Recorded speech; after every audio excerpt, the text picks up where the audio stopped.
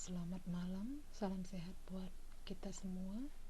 Hari ini kita masuk pertemuan ke-9 untuk mata kuliah kalkulus.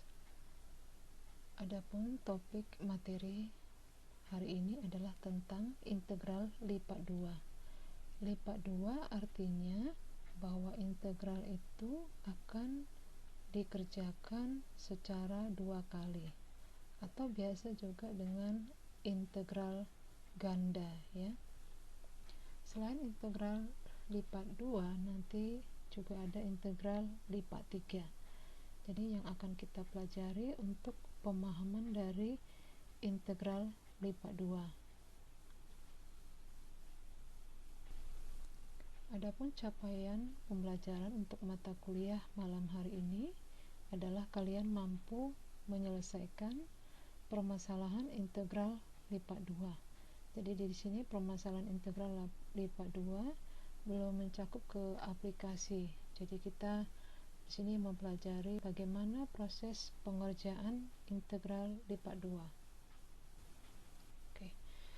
Integral rangkap 2 adalah integral yang mengalami pengintegralan sebanyak 2 kali.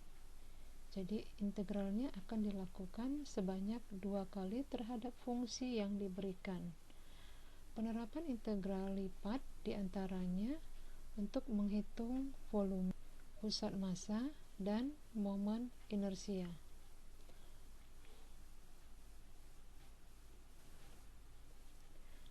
Kita lihat di sini bentuk integral lipat 2 ada 2 ya. Nanti di slide berikutnya Ibu jelaskan bentuk yang kedua. Jadi bentuk yang pertama itu integral lipat 2 dari fxy dA, itu sama dengan integral lipat 2 fxy dx dy. Oke, sama dengan integral dari integral fxy dx dy. Kita lihat yang di dalam kurung itu adalah integral fxy dx. Artinya apa di sini? Bahwa integral yang ada dalam kurung pada bentuk di atas harus diselesaikan terlebih dahulu dengan menganggap variabel y adalah konstanta. Selanjutnya hasilnya diintegralkan kembali terhadap y. Jadi di bentuk yang pertama ini integral fxy dx ini yang kita selesaikan pertama sekali integralnya.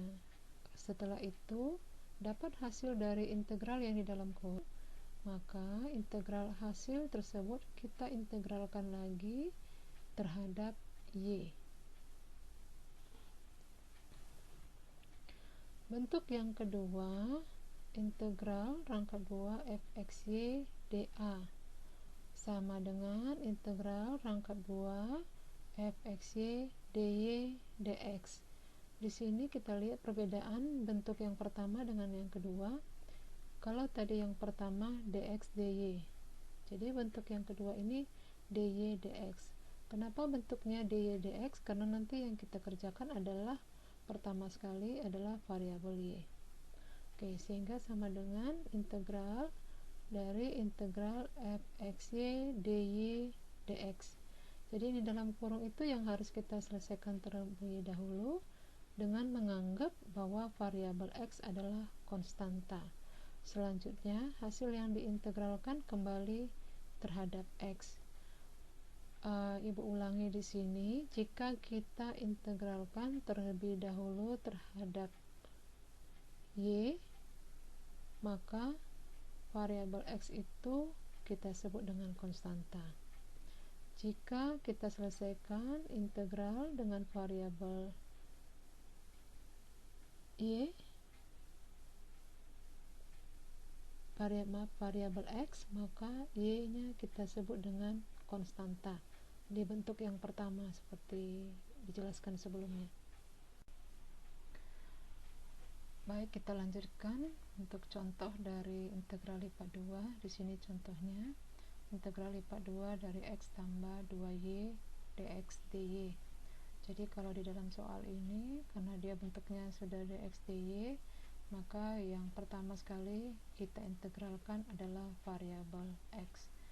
Oke, jadi diselesaikanlah bahwa integral rangkap 2 X tambah 2Y dx dy sama dengan integral rangkap 2 X tambah 2Y dx dy. Jadi tidak ada perubahan dari bentuk dx dy ya. Oke, cara pertama atau langkah pertama, kita harus membuat di dalam kurung mana yang lebih dahulu kita kerjakan. Karena di sini variabel X yang lebih dahulu kita kerjakan, maka kita buat integral yang di dalam kurung adalah variabel dx. Jadi langkah pertama sama dengan integral dalam kurung integral X tambah 2Y dx dy. Oke, selanjutnya langkah kedua, integral dalam kurung integral X dx tambah integral 2Y dx dalam kurung dy. Jadi integral yang dalam kurung kita pisah menjadi masing-masing bentuk integral. Oke, selanjutnya langkah ketiga. Langkah ketiga itu kita mengeluarkan konstanta dari integral. Kalau dia kita integralkan terhadap dx, maka nanti yang ada y atau yang bukan x adalah konstanta. Oke, sehingga langkah ketiga menjadi integral dalam kurung integral X dx tambah 2y integral dx dalam kurung dy. Jadi di sini yang keluar dy ya, 2y karena 2y bukan x. Selanjutnya langkah keempat, kita selesaikan integralnya. Jadi sama dengan integral dalam kurung 1/2 x kuadrat tambah 2yx dx. Jadi integral dari dx pada langkah ketiga hasilnya adalah x. Oke, selanjutnya langkah kelima, kita rubah bentuk nomor 4 agar sesuai dengan alfabet, yaitu x dulu baru y. Jadi langkah kelima adalah integral 1/2 x kuadrat tambah 2xy dy. Oke, selanjutnya langkah kelima, integralnya kita pisah masing-masing, yaitu integral 1/2 x kuadrat dy ditambah integral 2xy dy. Oke, langkah ketujuh, kita mengeluarkan yang disebut konstanta. Yang mana konstanta pada langkah keenam, yaitu fungsi yang tidak mengandung y, ya, yang tidak mengandung y atau bukan y, karena dy yang kita integralkan atau variabel y yang kita integralkan. Jadi yang bukan y adalah konstanta. Sehingga langkah ketujuh sama dengan 1/2 x kuadrat integral dy. Jadi 1/2 x kuadrat itu ada konstanta ya, ditambah 2x integral y dy. Jadi konstantanya adalah 2x ya, karena 2x bukan y. Oke, langkah ke-8, kita selesaikan integralnya sama dengan 1/2 x kuadrat y tambah 2x kali 1/2 y kuadrat. Oke, langkah 9 sama dengan 1/2 x kuadrat y tambah xy kuadrat. Jadi hasil dari integral rangkap 2 x tambah 2y dx dy sama dengan 1/2 x kuadrat y tambah xy kuadrat. Oke, inilah bagaimana mengerjakan integral lipat 2 terhadap variabel x. Selanjutnya kita lihat di sini dengan soal yang sama, kita selesaikan integral terhadap variabel y. Jadi terhadap variabel y berarti nanti yang di dalam kurung adalah integral x tambah 2y dy. Oke, jadi langkah-langkah penyelesaiannya bisa dilihat dari langkah 1 sampai 9. Dan hasilnya kita lihat di sini bahwa integral rangkap 2 x tambah 2y dx dy sama dengan 1/2 x kuadrat y tambah xy kuadrat plus c. Jadi di sini kita lihat memang hasilnya sama dengan variabel x dulu, kemudian variabel y hasilnya sama. Tetapi karena ini integral tidak tentu, tidak memiliki batas atas dan batas bawah, masih kita lihat sama. Nanti bisa kalian buktikan dengan contoh soal latihan, apakah contoh soal latihan menghasilkan jawaban yang sama. Oke, di sini ada soal latihan, ada 2 soal. Selesaikan soal integral. Yang pertama, untuk soal pertama dengan A terlebih dahulu terhadap X, kemudian B, kemudian terhadap variabel Y. Kemudian B terlebih dahulu terhadap Y, kemudian terhadap variabel X. Kemudian soal nomor 2 juga demikian. Jadi kerjakan soal latihan ini supaya kalian lebih paham tentang integral lipat 2. Untuk aplikasi integral lipat 2, apakah itu mencari volume, kemudian di situ mencari momen inersia, nanti akan kita bahas pertemuan-pertemuan selanjutnya. Yang penting pada hari ini kalian paham bagaimana cara mengerjakan atau menyelesaikan permasalahan integral lipat 2. Sekian, terima kasih, selamat malam.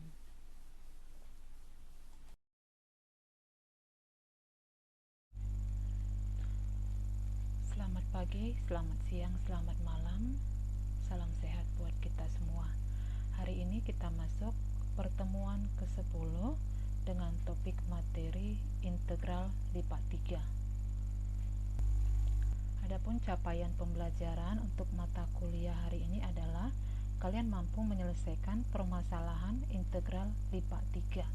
Jadi di sini nanti yang Ibu fokuskan bagaimana menyelesaikan langkah-langkah untuk integral lipat 3.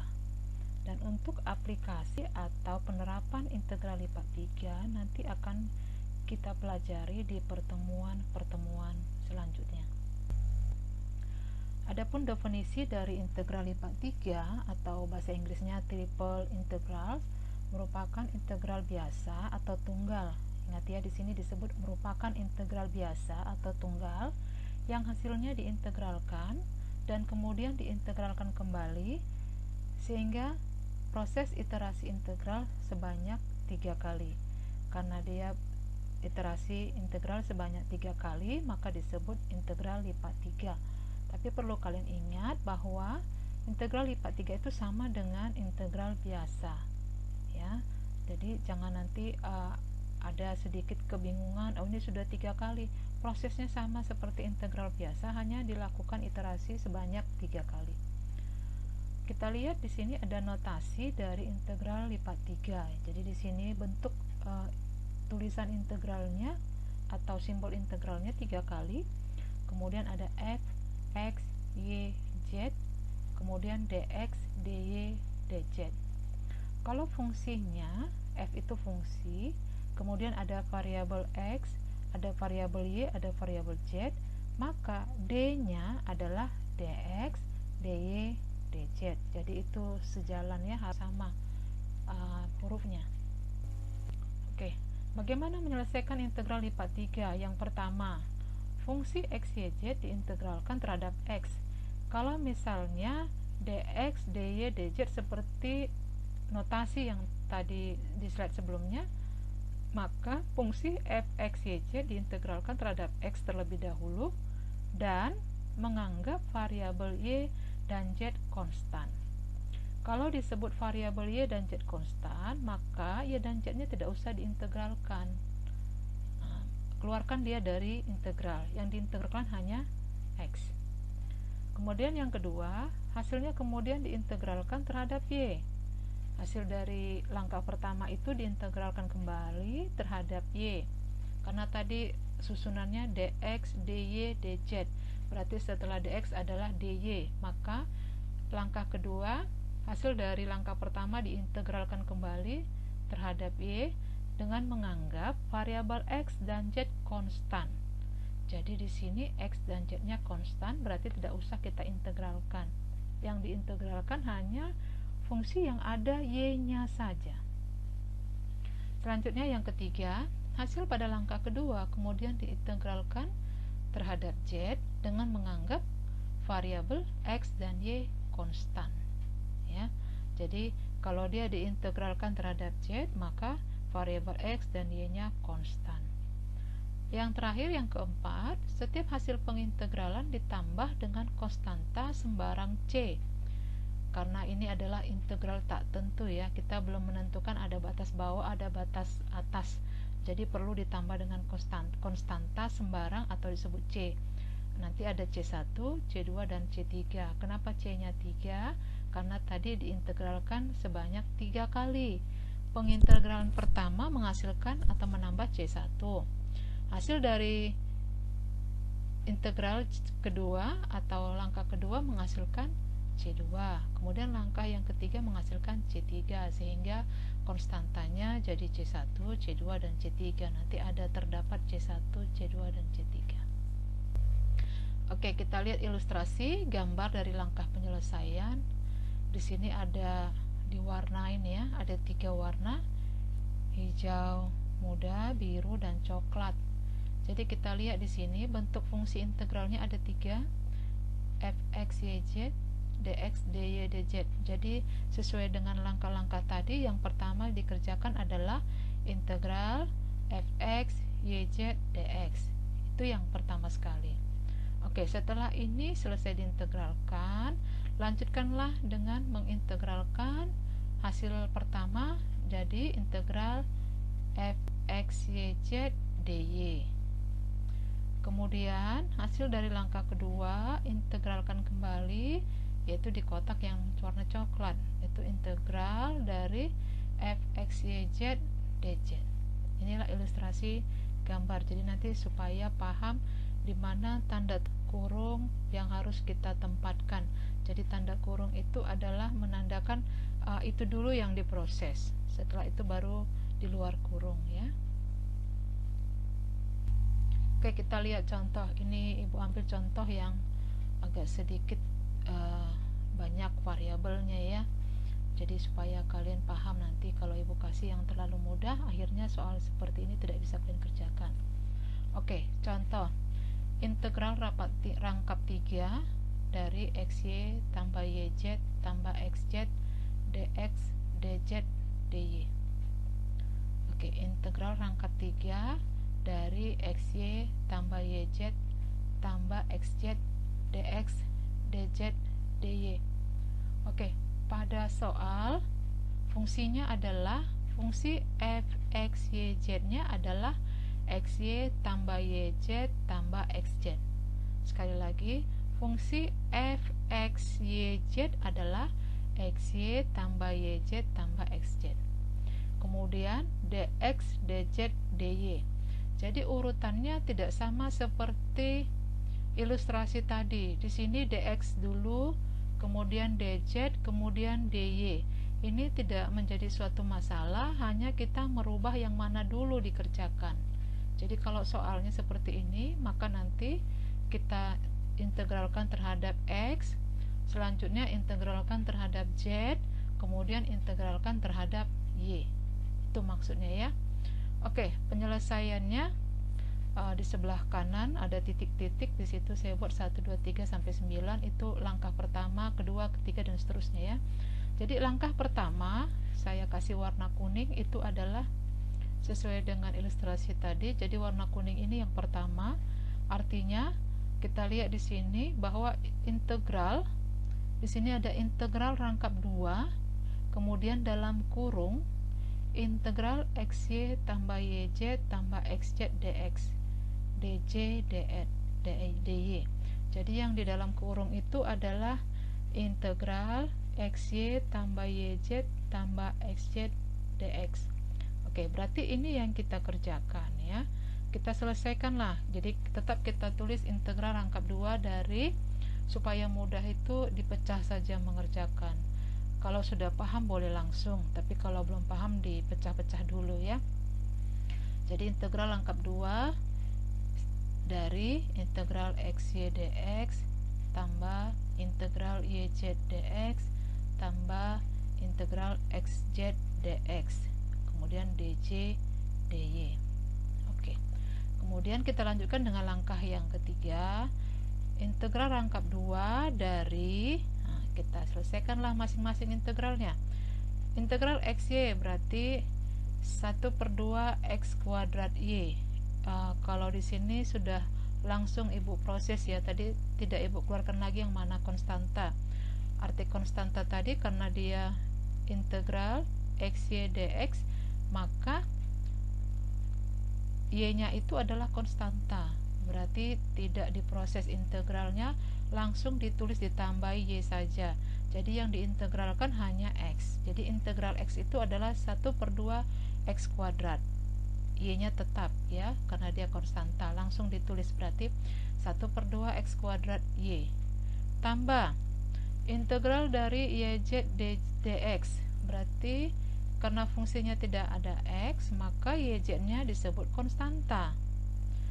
Maka kalau kita keluarkan yz integral dx, integral dx adalah x ya, maka hasil integral dari yz dx adalah yzx. Tambah integral xz dx. Oke, z-nya konstanta, berarti yang diintegralkan hanya x, sehingga hasilnya 1/2 x kuadrat z. Oke, karena ini sudah selesai kita integralkan, maka kita tambahi konstanta, yaitu plus c1 dj dz dy. Oke, ini langkah yang ketiga ya. Jadi tolong diperhatikan, untuk langkah yang ketiga sudah ada c1. Kenapa? Karena kita sudah menyelesaikan integral terhadap x. Selanjutnya kita masuk mengintegralkan terhadap z ya, terhadap z. Oke, berarti nanti dz-nya berada di dalam kurung. Oke, kita lanjut ke langkah keempat. Itu saya warnai warna hijau, berarti kita masuk yang proses yang kedua. Oke, integral dari integral 1/2 x kuadrat y tambah yzx tambah 1/2 x kuadrat z tambah c1 dz dalam kurung dy. Oke, supaya mudah lagi kita coba pecah yang di dalam kurung ya, supaya mudah mengerjakan. Jadi sama dengan integral dalam kurung integral 1/2 x kuadrat y dz tambah integral yzx dz tambah integral 1/2 x kuadrat z dz tambah integral c1 dz dalam kurung dy. Oke, itu langkah kelima. Kita hanya memecah yang di dalam kurung supaya lebih mudah diintegralkan. Oke, selanjutnya langkah keenam.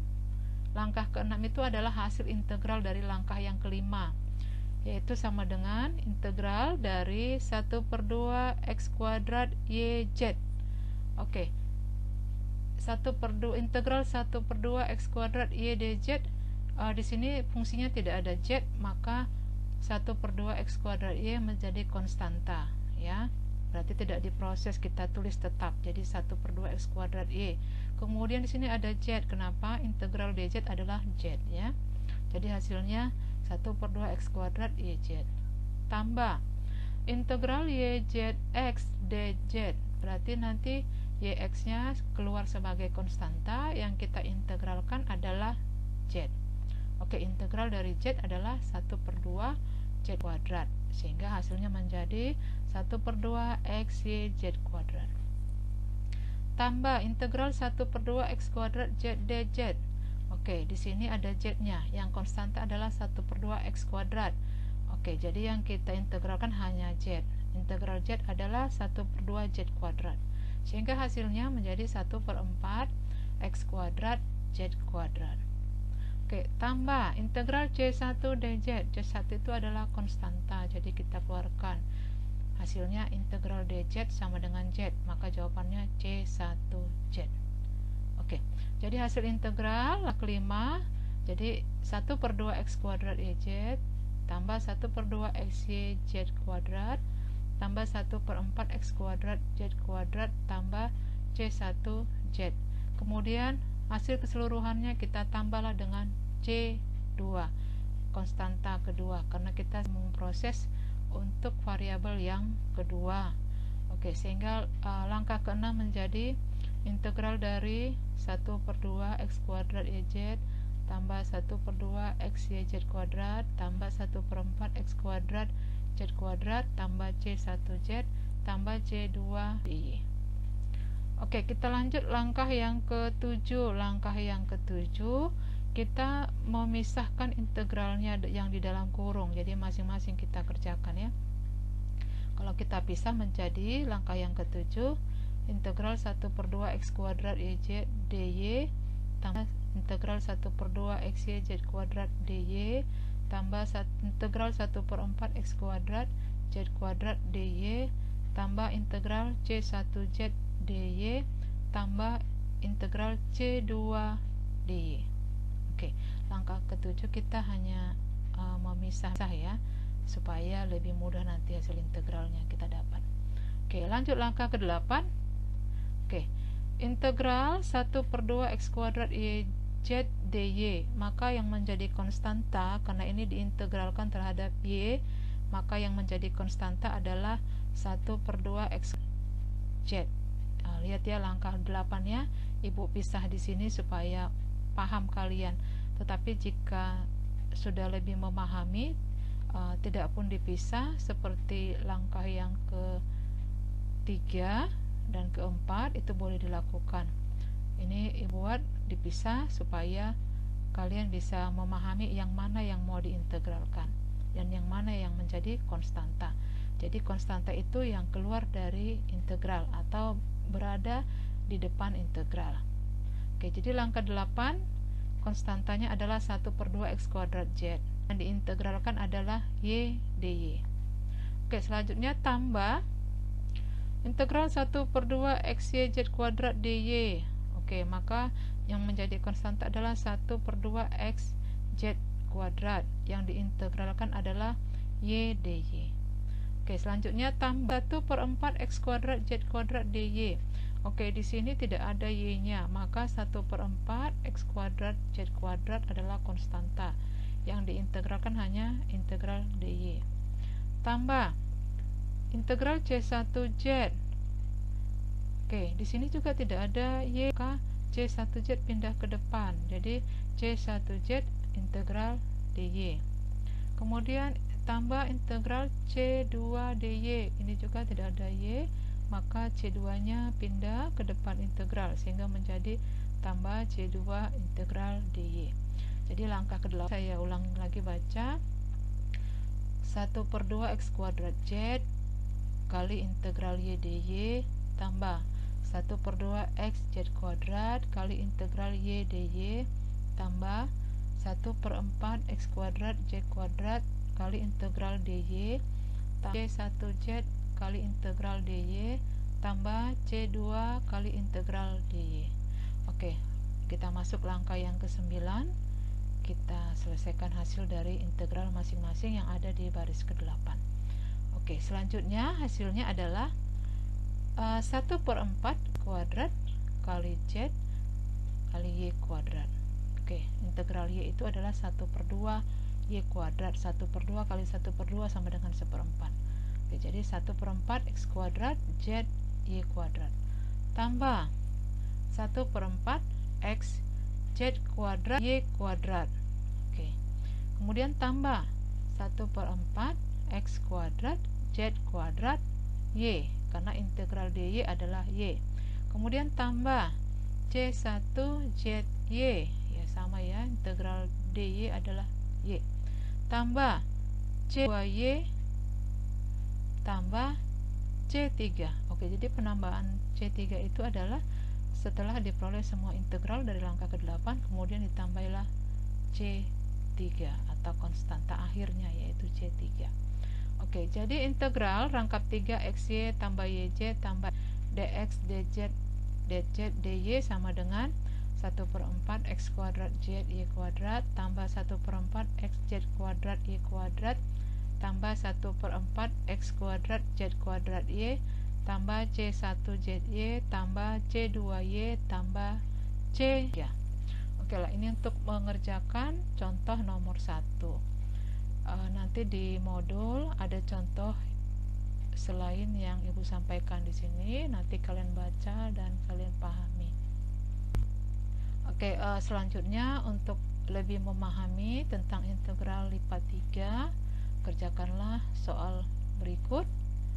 Perhatikan di soal nomor 1, integral rangkap 3 atau integral lipat 3 dx 2x yz, integral lipat 3 2x yz dz dy dx. Oke, dz dy dx. Oke, jadi nanti selesaikan dulu yang terhadap variabel z, kemudian lanjutkan terhadap variabel y, kemudian lanjutkan terhadap variabel x. Yang nomor 2, integral rangkap 3 2x yz dx dz dy. Oke, nomor 2 nanti pertama integralkan terhadap variabel x, kemudian lanjutkan integralkan terhadap variabel y, kemudian lanjutkan integral terhadap y. Oke, jika dia dimulai dari x, maka z dan y nya adalah konstanta. Jika diintegralkan terhadap z, maka x dan y adalah konstanta. Jika diintegralkan terhadap y, maka x dan z adalah konstanta. Oke, demikian materi hari ini untuk integral lipat 3, dan pertemuan selanjutnya nanti kita akan mempelajari penerapan atau aplikasi yang diterapkan dengan integral lipat 3. Sekian, selamat pagi, selamat siang, selamat malam.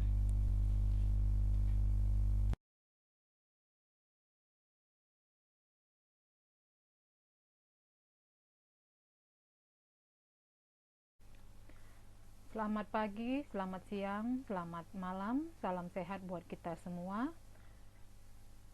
Semoga kalian dalam keadaan sehat dan tetap semangat untuk mengikuti pembelajaran hari ini. Adapun topik dari materi untuk pertemuan hari ini adalah tentang integral tentu fungsi aljabar. Jadi yang kita pelajari sebelum-sebelumnya adalah integral tak tentu. Dan hari ini kita belajar integral tentu fungsi aljabar. Adapun capaian pembelajaran untuk mata kuliah ini, kalian mampu menyelesaikan permasalahan integral tentu fungsi aljabar. Apakah yang dimaksud dengan integral tentu? Integral tentu adalah nilai dari jumlah luas di bawah suatu kurva tertentu.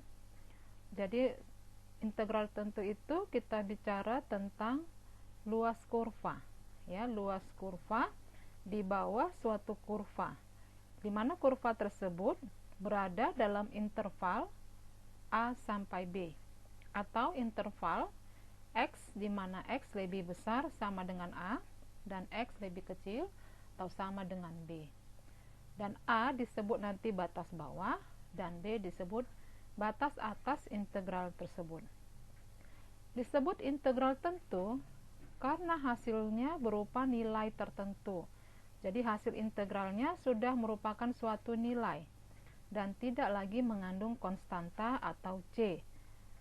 Oke, kita sudah mempelajari integral tak tentu. Selalu nilai akhir atau hasil dari integralnya selalu kita tambahi atau plus C, seperti itu ya. Tetapi nanti di integral tentu nilai C itu tidak ada lagi karena sudah merupakan suatu nilai, ya. Jadi ada angka yang tertulis di hasil integral tersebut. Kita lihat di sini bentuk dari integral tentu. Integral dari A ke B. Integral dari A ke B. Jadi A tadi adalah batas bawah, B adalah batas atas. Jadi kalau batas bawah letakkan di bawah, batas atas letakkan di atas. Fx dx sama dengan F besar X dengan batas A ke B. Jadi di sini perbedaan F kecil dengan F besar. Kalau F kecil itu masih fungsi yang belum diintegralkan. Sedangkan nanti F besar itu adalah fungsi yang sudah hasil integral. Kemudian fungsi yang hasil integral itu kita masukkan nilai B dan kita masukkan nilai A. Tetapi di sini aturannya bahwa FB itu dikurang dengan FA. Jadi fungsi yang pertama masukkan B untuk setiap variabel X, kemudian dikurang Fx di mana X-nya nanti kita ganti dengan A. Oke, kalau tadi kita lihat bahwa F besar itu adalah fungsi hasil integral, FB adalah nilai fungsi f besar x untuk x sama dengan b. FA adalah nilai fungsi fx untuk x sama dengan a. A-nya fungsi bawah, B fungsi atas. Beberapa sifat dari integral tertentu atau tentu. Yang pertama, integral dari a ke a fx dx itu akan menghasilkan 0. Jadi batas bawahnya a, batas atasnya juga a, maka hasil integralnya adalah 0.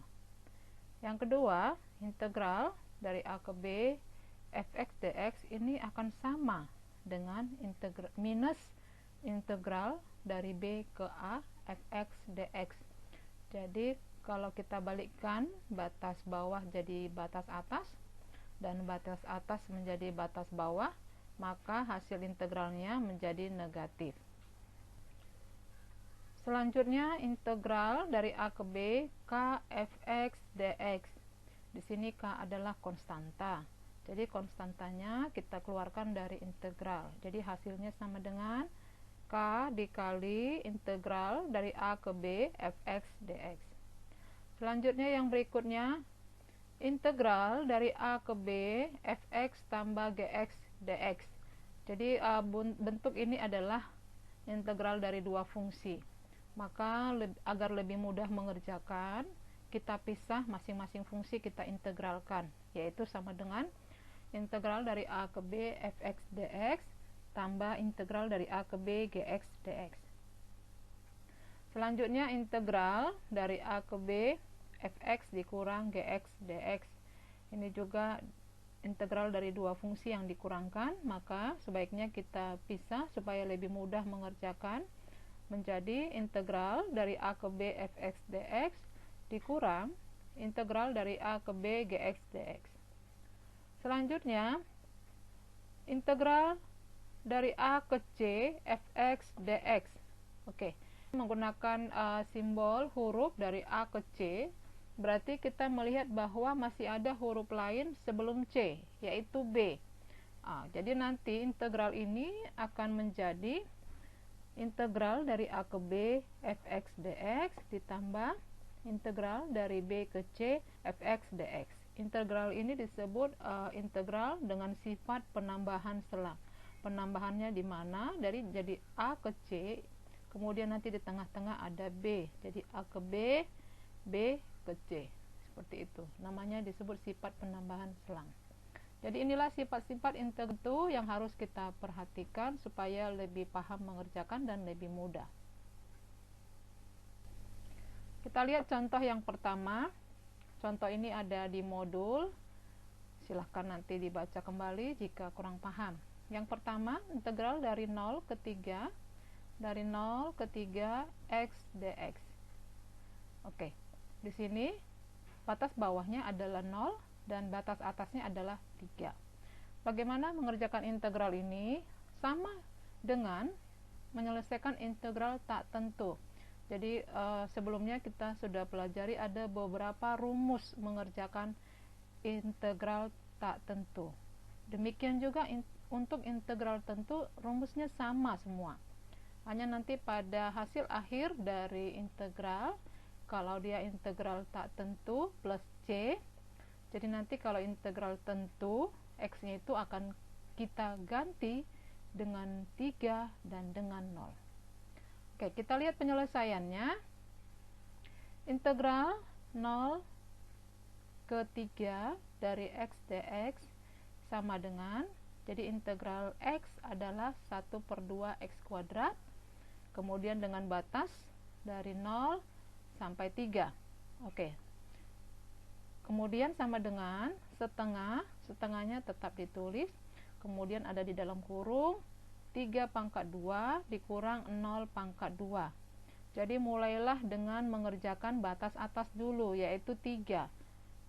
Karena fungsinya adalah x kuadrat atau x pangkat 2, maka setiap x akan kita gantikan dengan batas atas dan batas bawah.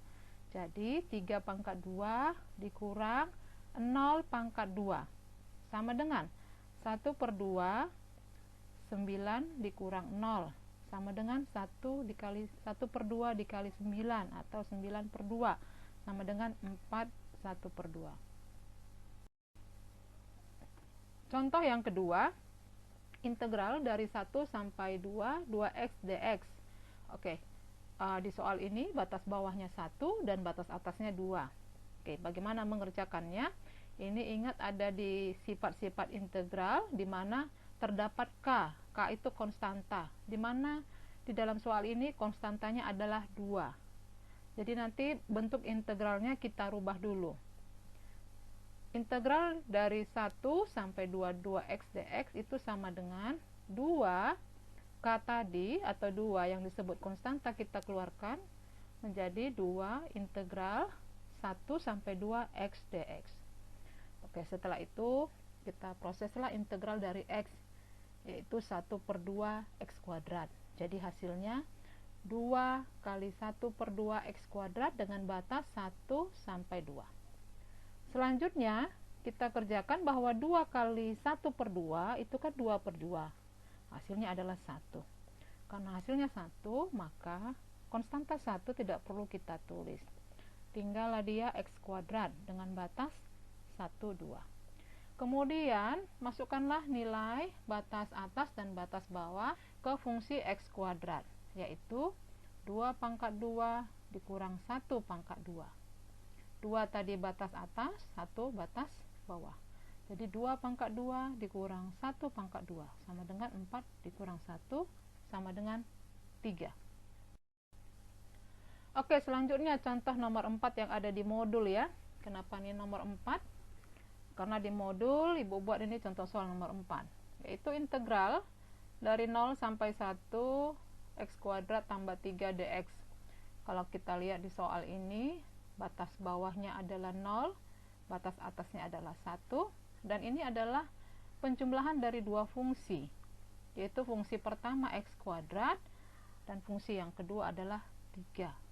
Jadi bagaimana mengerjakannya? Sesuai dengan sifat integral, kita harus pisah dua fungsi ini ya. Jadi kita integralkan masing-masing fungsi.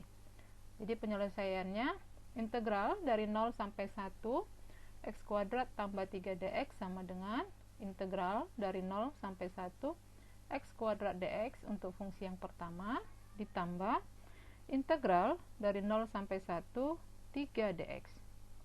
Oke, selanjutnya kita kerjakan. Hasil integral dari x kuadrat adalah 1 per 3 x pangkat 3 ya.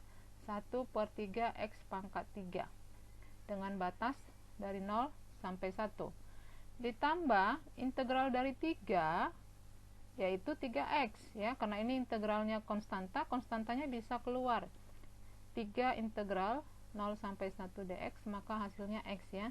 Jadi integral 0 sampai 1 3 dx sama dengan 3x dengan batas 0 sampai 1. Kemudian kita masukkan batas bawah dan batas atas ke fungsi x. Jadi hasilnya sama dengan 1 per 3 kali 1 pangkat 3 kurang 0 pangkat 3 ditambah 3 kali 1 kurang 0. Oke, sama dengan 1 per 3 kali 1 tambah 3 kali 1 sama dengan 1 per 3 tambah 3 sama dengan 3 1 per 3. Contoh selanjutnya, tentukan nilai A jika diketahui integral dari 0 sampai A akar x dx sama dengan 18. Jadi di sini kita bukan mencari nilai integral karena di sini nilai integralnya sudah dapat yaitu 18. Tetapi kita mau mencari batas atas, yaitu A itu berapa sebenarnya, karena batas bawahnya itu 0, batas atas itu A, berarti A itu berapa sih batas atasnya kalau hasil integralnya sama dengan 18. Oke, caranya tetap sama, kita mengerjakan proses integral. Jadi integral 0 sampai A akar x dx ini sama dengan integral 0 sampai A x kuadrat dx, x pangkat 1 per 2 dx. Jadi akar x itu menjadi x pangkat 1 per 2 dx. Oke, sama dengan kita proses integral dari x pangkat 1 per 2 yaitu 1/1/2 tambah 1 kali X pangkat 1/2 tambah 1. Oke, sama dengan 1/3/2. 3/2 itu dari mana? Dari 1/2 tambah 1 dikali X pangkat 3/2 dengan batas 0 sampai A. Sama dengan, oke, 1/3/2 itu menjadi 2/3. Jadi 2/3 kali X pangkat 3/2 dengan batas dari 0 sampai A. Oke, karena fungsi ini dari integral sudah disederhanakan menjadi 2/3 X pangkat 3/2, maka nilai atau batas bawah dan batas atas kita masukkan ke variabel X. Jadi sama dengan 2/3 kali A pangkat 3/2 dikurang 0 pangkat 3/2. Oke, sama dengan 2/3 A pangkat 3/2. Setelah kita dapatkan hasil integral, karena ini masih ada A, maka kita selesaikanlah 2/3 A pangkat 3/2 sama dengan 18. Maka A pangkat 3/2 sama dengan 18/2/3 sama dengan 18 kali 3/2 sama dengan 54/2 sama dengan 27. Jadi A pangkat 3/2 sama dengan 27.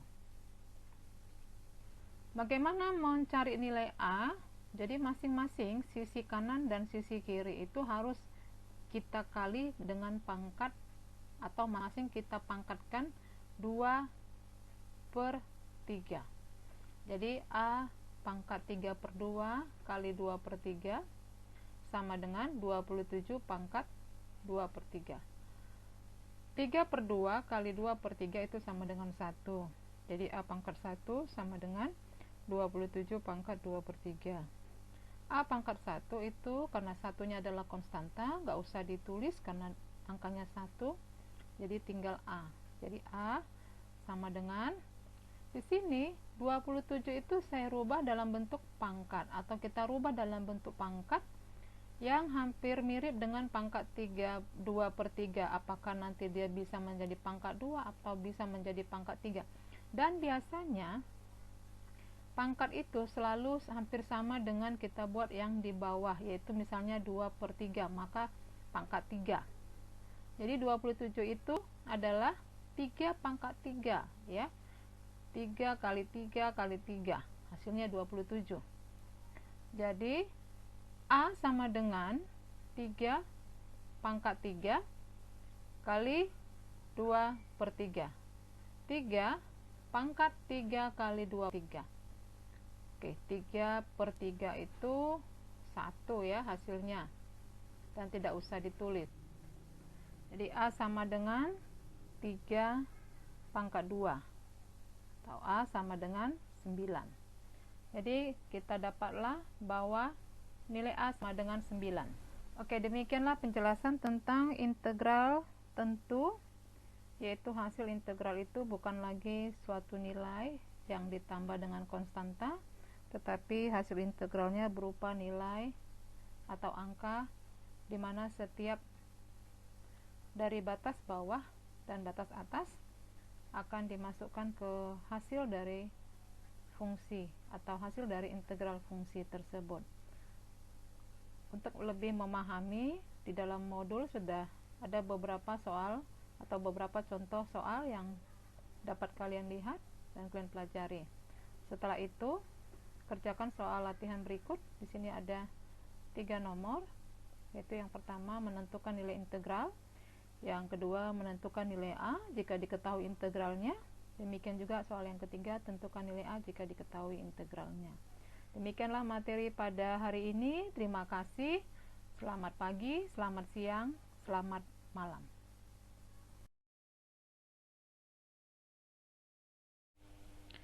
Selamat pagi, selamat siang, selamat sore, selamat malam. Semoga hari ini kalian dalam keadaan sehat dan dapat mengikuti mata kuliah kalkulus 2. Adapun materi kita pada hari ini adalah integral tentu fungsi trigonometri. Jadi materi hari ini berkaitan dengan materi pertemuan kedua, yaitu tentang integral tak tentu fungsi trigonometri. Di mana dia berkaitan? Karena nanti rumus-rumus yang kita gunakan untuk integral tentu fungsi trigonometri itu akan sama dengan rumus-rumus yang kita gunakan pada integral tak tentu fungsi trigonometri pada pertemuan kedua. Jadi kalian boleh nanti membuka kembali materi di pertemuan kedua. Kemudian integral tentu fungsi trigonometri juga berkaitan dengan materi pertemuan ke-11, yaitu tentang bagaimana proses mengerjakan tentang integral tentu. Adapun capaian pembelajaran untuk mata kuliah ini, kalian mampu menyelesaikan permasalahan integral tentu fungsi trigonometri. Oke, di sini ada Ibu tampilkan rumus untuk integral tentu. Itu sama dengan pada saat kita belajar di pertemuan ke-11. Lihat di sini pada tabel ada beberapa rumus integral yang Ibu tampilkan. Jadi rumus ini ada juga kita pelajari di pertemuan kedua. Yang pertama, integral cos x dx itu sama dengan sin x. Yang kedua, integral sin x dx adalah min cos x. Yang ketiga, integral secant kuadrat x dx adalah tangen x. Yang keempat, integral kosekant kuadrat x dx adalah negatif kotangen x. Yang kelima, integral tangen x secant x dx adalah secant x. Kemudian yang keenam, integral kotangen x kosekant x adalah negatif kosekant x. Oke, kemudian pada tabel berikut juga ada beberapa rumus integral. Jadi nanti jika ada soalnya, integral cos AX tambah B, jadi dia bentuknya AX tambah B, maka nanti hasilnya sama dengan 1/A sin AX tambah B. Kemudian integral sin AX tambah B, maka nanti hasilnya negatif 1/A cos AX tambah B. Integral secant kuadrat AX tambah B dx, maka hasilnya 1/A tangen AX tambah B. Kemudian integral kosekant kuadrat AX tambah B dx, ini hasilnya negatif 1/A kotangen AX tambah B. Kemudian integral AX tambah B dikali secant AX tambah B dx, hasilnya 1/A secant AX tambah B. Kemudian integral kotangen AX tambah B dikali kosekant AX tambah B sama dengan negatif 1/A kosekant AX tambah B. Jadi ini adalah beberapa rumus integral. Di tabel ini masih integral tak tentu. Nanti untuk mengerjakan integral tentu, kita akan melihat berapa batas bawahnya dan berapa batas atas. Jadi tidak ada lagi plus C, karena kita sudah memasukkan nilai batas bawah ke X, kemudian batas atas juga ke X. Oke, di sini ada tabel sudut istimewa. Jadi gunanya tabel sudut istimewa ini adalah untuk melihat berapa nilai setiap sudut yang ada di kuadran pertama, kedua, ketiga, dan keempat.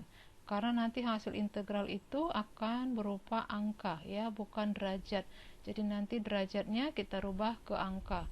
Contoh, jika hasil akhirnya adalah sinus 30 derajat, maka kita lihat di tabel kuadran pertama, yaitu sinus 30 derajat sama dengan 1/2. Kemudian kalau sinus 120 derajat, maka dia akan berada di tabel kuadran kedua, yaitu 1/2 akar 3, demikian seterusnya. Jadi tabel sudut istimewa ini nanti akan menentukan nilai akhir dari integral.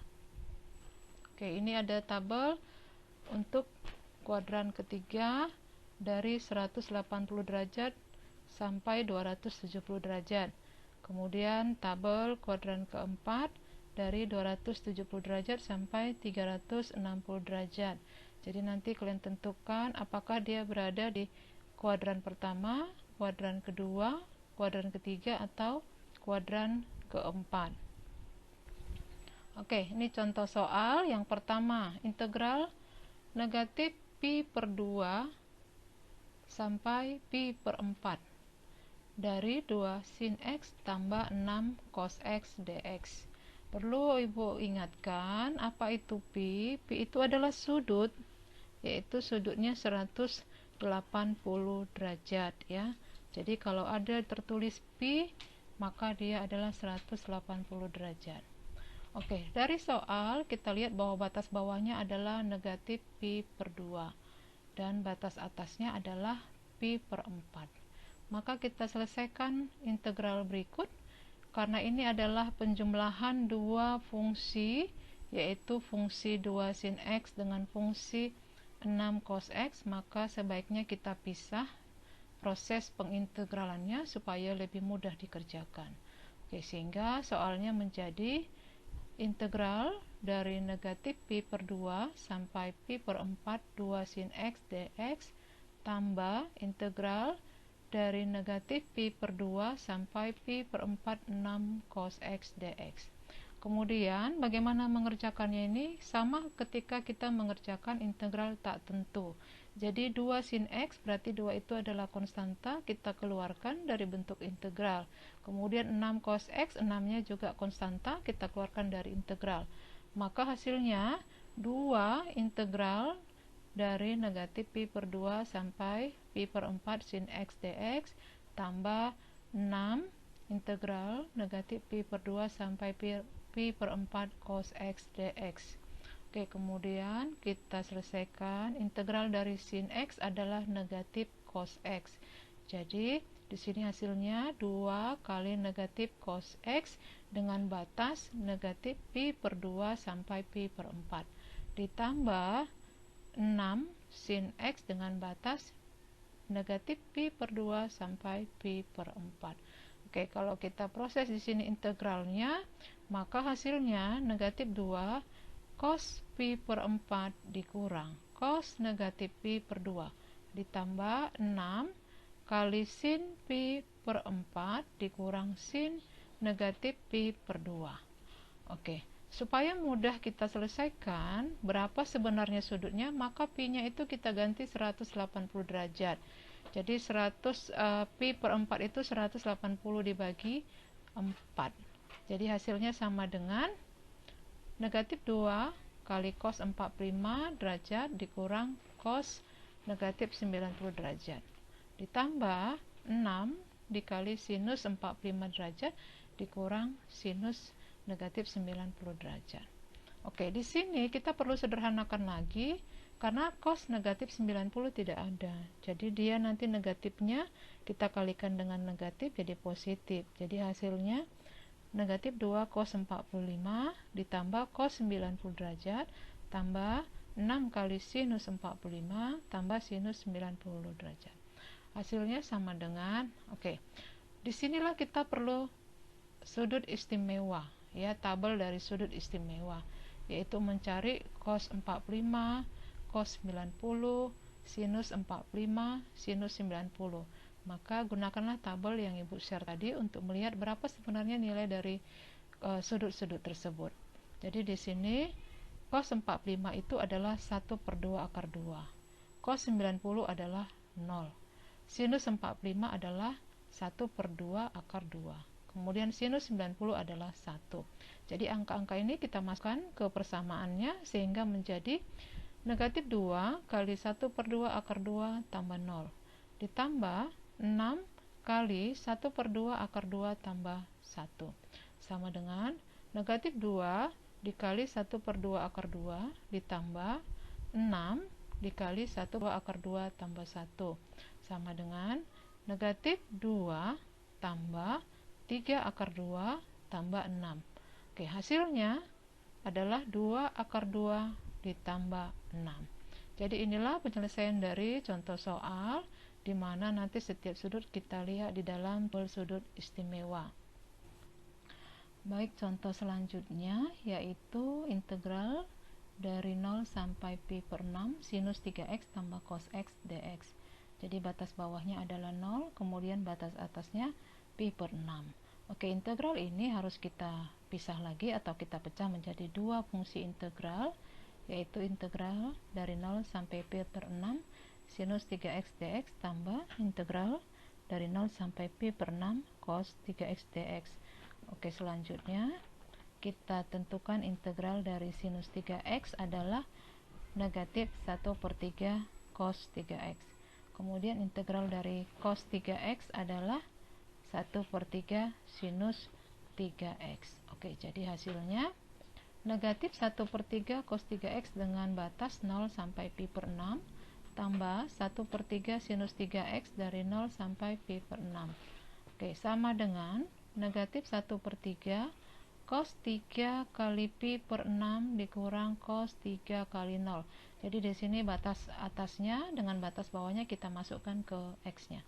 Ditambah 1/3 sinus 3 kali pi per 6 dikurang sinus 3 kali 0. Oke. Selanjutnya negatif 1/3 sama dengan kali cos pi per 2 dikurang cos 0.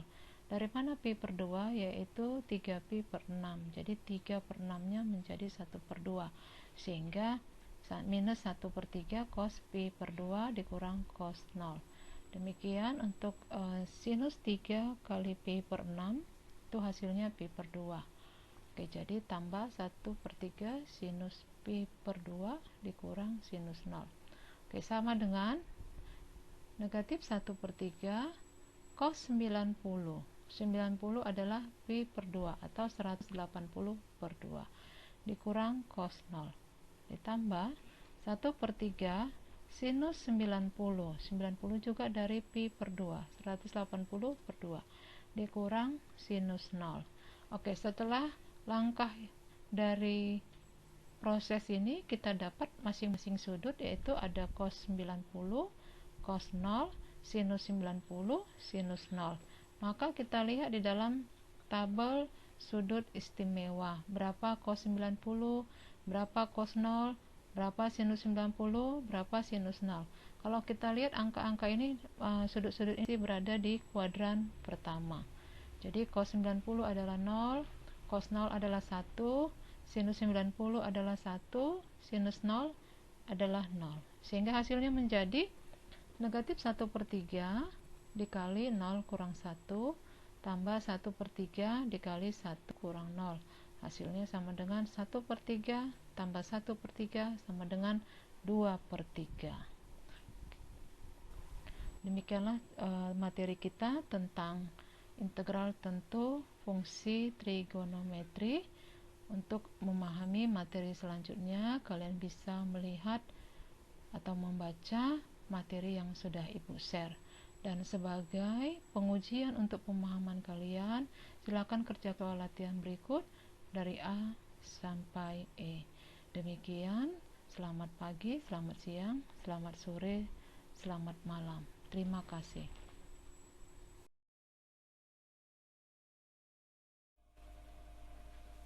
Selamat pagi, selamat siang, selamat sore, selamat malam. Semoga kalian dalam keadaan sehat dan masih tetap semangat untuk belajar kalkulus 2.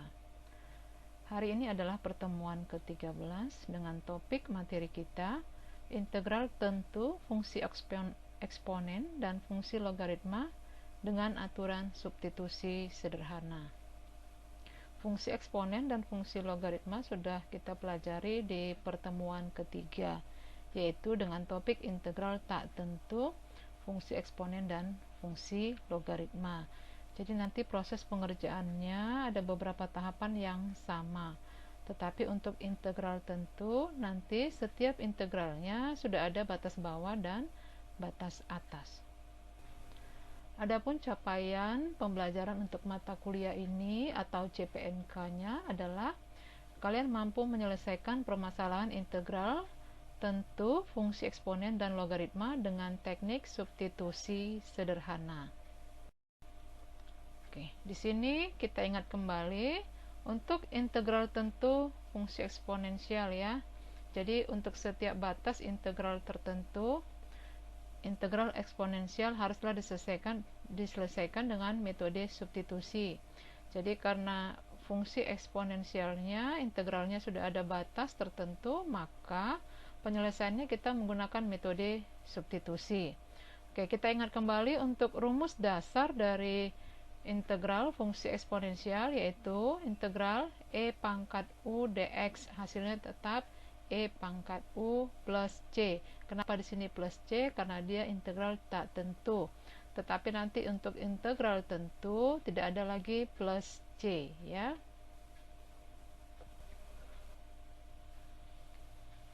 Langkah-langkah penyelesaian integral dari fungsi eksponensial. Yang pertama, pastikan bahwa fungsi integran berbentuk dasar integral gx pangkat r dikali g aksen dx. Jika belum, ubahlah menjadi bentuk tersebut. Jadi nanti soal harus kita rubah ke dalam bentuk integral gx pangkat r dikali g aksen x dx.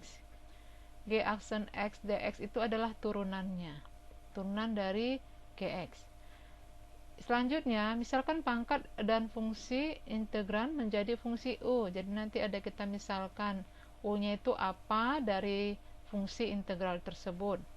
Kemudian turunkan fungsi u sehingga diperoleh du sama dengan titik-titik dx.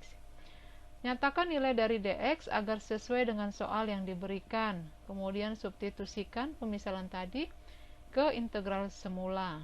Selanjutnya, tentukan interval baru dengan mensubstitusikan interval a, b ke dalam fungsi u. Jadi, jika sudah kita peroleh fungsi dari pemisalan dengan du, maka untuk menentukan integral baru kita harus mensubstitusi interval a ke b ke dalam fungsi u.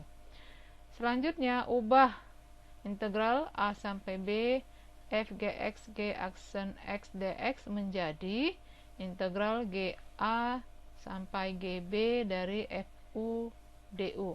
Jadi maksud dari f ini adalah nanti bahwa batas atas dan batas bawah itu sudah berubah, ya. Kita substitusikan intervalnya ke dalam fungsi u. Kemudian selanjutnya integralkanlah fungsi dari integral batas bawah ga, batas atasnya gb dari fu du. Oke, agar lebih paham untuk langkah-langkah penyelesaian ini, mari kita lihat beberapa contoh berikut. Kita lihat contohnya, integral dari negatif 1 sampai 2 e pangkat x tambah 1 dx. Jadi kita pemisalkan atau kita lihat u-nya yang mana, ya. U itu adalah pangkat dari e, yaitu x tambah 1. Maka u sama dengan x tambah 1. Jadi dimisalkan u itu adalah x tambah 1. Maka turunan dari u adalah du, turunan dari x tambah 1 adalah dx. Karena turunan x adalah 1, sementara turunan dari 1 adalah 0. Sehingga turunan u adalah du sama dengan dx. Angka 1 tidak perlu dituliskan. Kemudian setelah kita mendapatkan turunan dari u, kita substitusi batas bawah dan batas atas terhadap fungsi u. Batas bawah untuk x sama dengan negatif 1, maka u sama dengan x tambah 1. Berarti negatif 1 tambah 1 sama dengan 0. Untuk batas atas atau untuk x sama dengan 2, maka u sama dengan x tambah 1.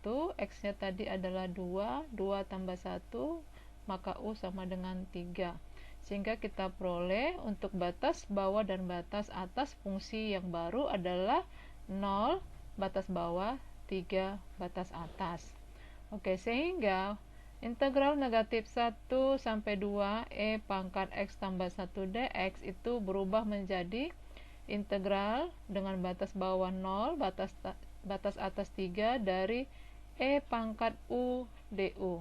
Jadi ini variabelnya sudah berubah, tidak x lagi tapi jadi u, ya. Jadi fungsinya e pangkat u du. Oke, hasil integral dari e pangkat u seperti materi sebelumnya atau nanti ada di materi PDF yang Ibu bagi, bahwa integral e pangkat u hasilnya tetap e pangkat u. Atau integral e pangkat x, maka hasilnya tetap e pangkat x. Jadi di sini hasil integralnya e pangkat u dengan batas bawah 0, dan batas atas 3. Kemudian kita masukkanlah batas dari integral tersebut ke E pangkat U. Jadi hasilnya E pangkat 3 dikurang E pangkat 0.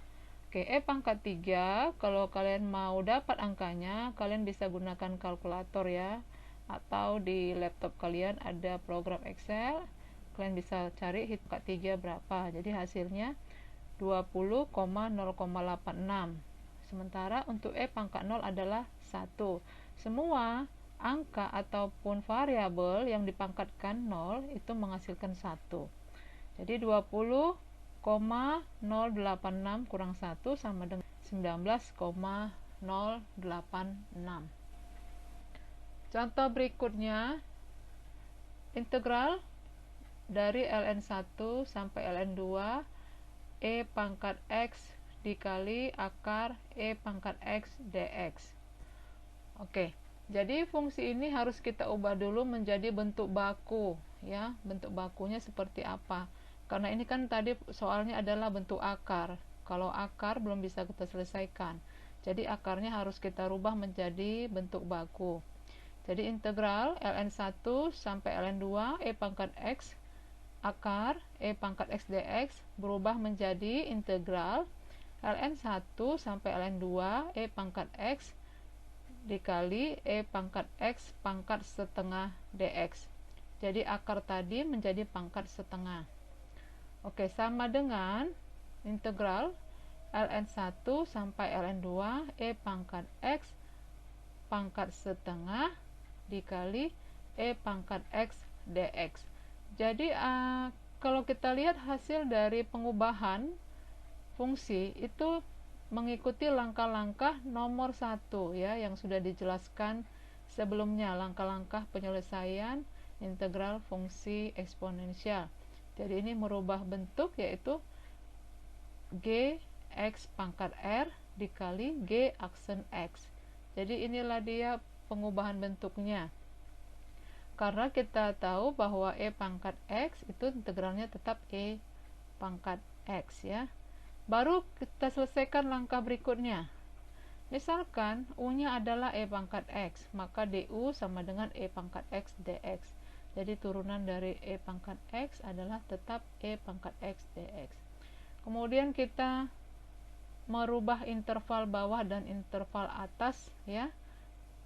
Karena variabelnya bukan lagi X tapi nantinya menjadi U. Jadi kita rubah untuk X sama dengan ln1. ln1 tadi adalah batas bawah, maka U sama dengan E pangkat ln1. E pangkat ln1 hasilnya 1 ya. Nanti ini bisa dilihat, ini sudah menjadi ketentuan ya. Kemudian untuk X batas atas ln sama dengan 2, maka U sama dengan E pangkat ln2. Oke, ini sama dengan 2.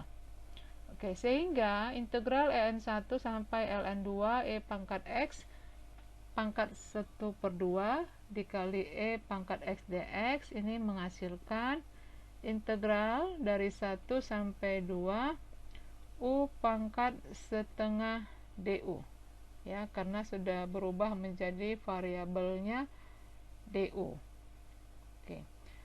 Selanjutnya integral dari U pangkat setengah hasilnya adalah 2/3 U pangkat 3/2. 2/3 dikali U pangkat 2/3 dengan batas bawah 1, batas atas 2. Oke, hasilnya 2/3 dikali, masukkan U-nya 2 akar 2 dikurang 1 akar 1. Jadi bentuk akar ini sudah dirubah dari U pangkat 3/2 menjadi U akar U. Jadi U-nya kita ganti 2 dan 1. Jadi 2/3 dikali 2 akar 2 dikurang 1 akar 1. Hasilnya sama dengan 4/3 akar 2 dikurang 2/3.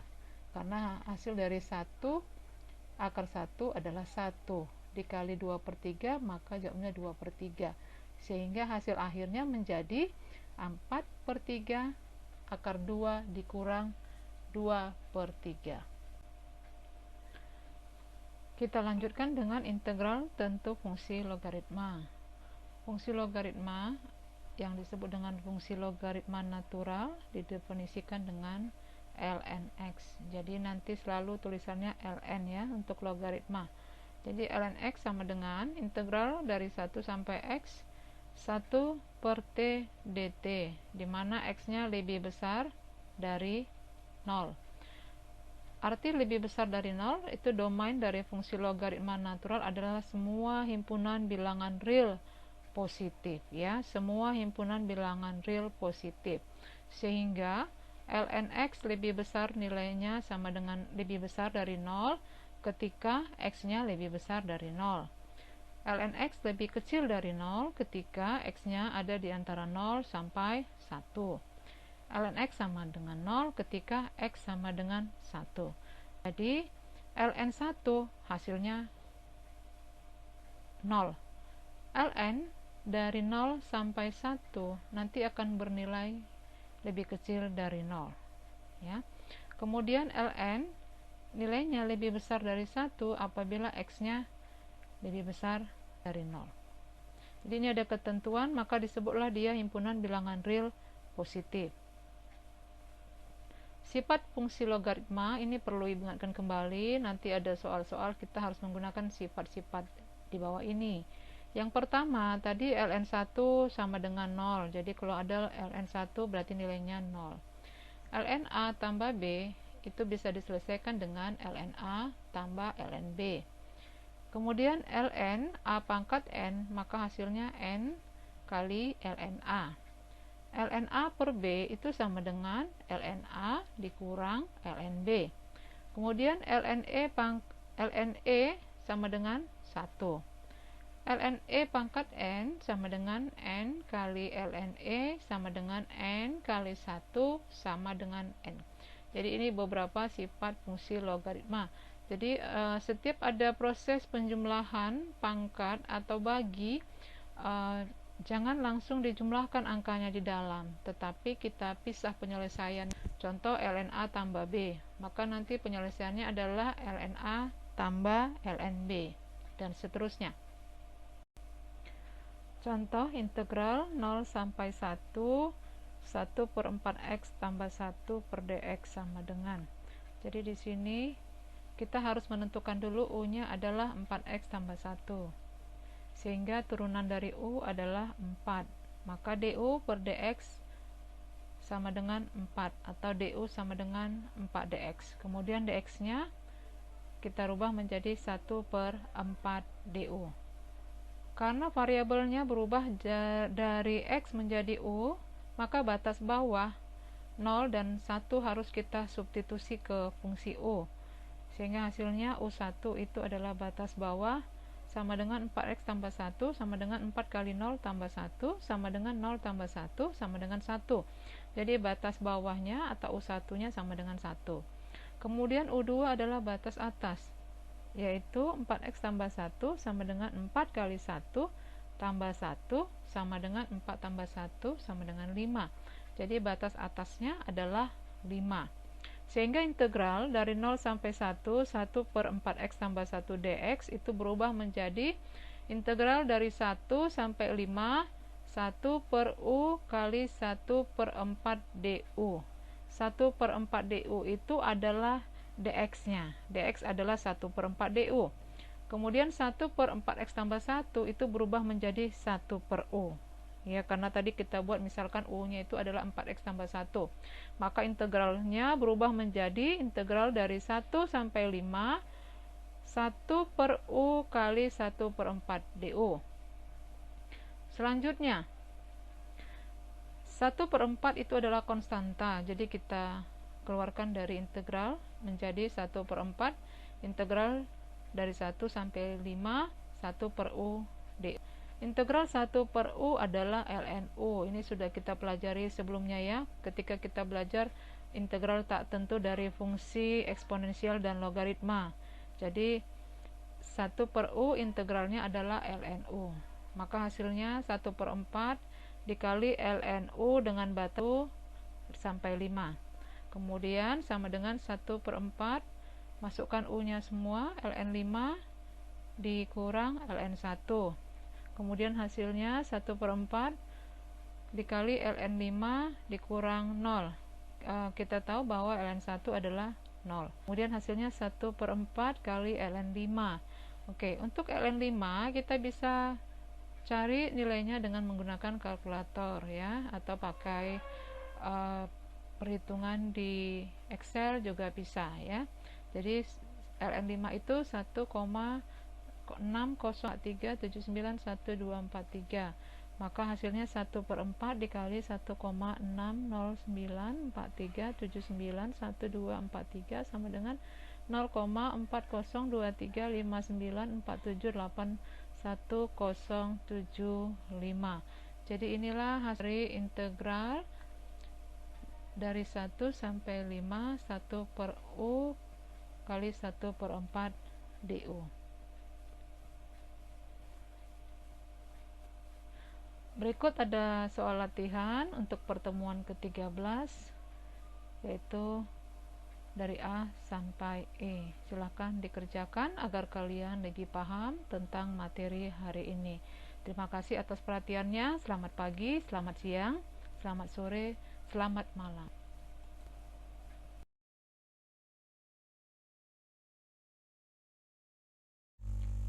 Selamat pagi, selamat siang, selamat malam. Selamat bertemu kembali buat kita semua. Semoga tahun 2021 kita tetap dalam keadaan sehat dan kalian tetap semangat mengikuti perkuliahan secara daring. Materi kita untuk pertemuan ke-14 adalah integral untuk menghitung luas daerah. Jadi untuk penjelasan PowerPoint ini akan Ibu bagi dua, karena kalau satu terlalu lama durasinya. Adapun capaian pembelajaran untuk mata kuliah kita pada hari ini adalah kalian mampu mengaplikasikan integral untuk menentukan luas daerah. Kita lihat di sini luas daerah di atas sumbu X. Jadi pada grafik luas daerah di atas sumbu X, di sini ada fungsinya yaitu Y sama dengan Fx, dan sumbu X-nya berada di antara A dan B. Jadi luas daerah di atas sumbu X adalah daerah yang diarsir antara sumbu X dengan fungsi Y dan dibatasi oleh koordinat A dan B. Jadi untuk mencarinya rumusnya adalah integral dari A sampai B fx dx. Kita lihat contoh. Tentukan luas daerah fx sama dengan 4 kurang x kuadrat, kemudian berada di atas sumbu X, kemudian garisnya X sama dengan 0 dan X sama dengan 1. Oke, langkah pertama kita buat gambar dari kurva tersebut. Jadi di sini Ibu jelaskan untuk satu contoh bagaimana membuat gambar dari kurva fx sama dengan 4 kurang x kuadrat. Jadi caranya x itu kita mulai dari bilangan yang negatif sampai nanti ke bilangan yang positif. Contoh di sini Ibu mulai dari bilangan angka minus 2, kemudian minus 1, 0, 1, 2. Kemudian nilai x tersebut masukkan ke fungsi fx sama dengan 4x kuadrat. Jadi kita lihat di sini untuk x sama dengan minus 2, maka fx-nya sama dengan 4 dikurang negatif 2 kuadrat sama dengan 4 kurang 4 sama dengan 0. X sama dengan minus 1, fx-nya sama dengan 4 dikurang negatif 1 kuadrat sama dengan 4 kurang 1 sama dengan 3. X sama dengan 0, 4 kurang 0 kuadrat sama dengan 4 kurang 0 sama dengan 4. X sama dengan 1, fx sama dengan 4 kurang 1 kuadrat sama dengan 4 kurang 1 sama dengan 3. X sama dengan 2, maka fx sama dengan 4 kurang 2 kuadrat sama dengan 4 kurang 4 sama dengan 0. Oke, setelah kita dapat, maka kita tentukanlah gambar dengan titik-titik yang sudah kita peroleh, yaitu kita pasangkan untuk x nya negatif 2, kemudian fx itu adalah y nya sama dengan 0. Kemudian untuk x sama dengan minus 1, y nya sama dengan 3. Untuk x sama dengan 0, y nya sama dengan 4. X sama dengan 1, y sama dengan 3. Kemudian untuk x sama dengan 2, y sama dengan 0. Kemudian titik-titik tersebut kita tariklah garis sehingga menjadi kurva, dan gambarnya ada di sebelah kanan berikut. Selanjutnya langkah kedua, kita mencari luas kurva yang dibatasi x sama dengan 0 dan x sama dengan 1. Jadi x sama dengan 0 dan x sama dengan 1 itu adalah daerah yang berwarna merah pada gambar sebelumnya.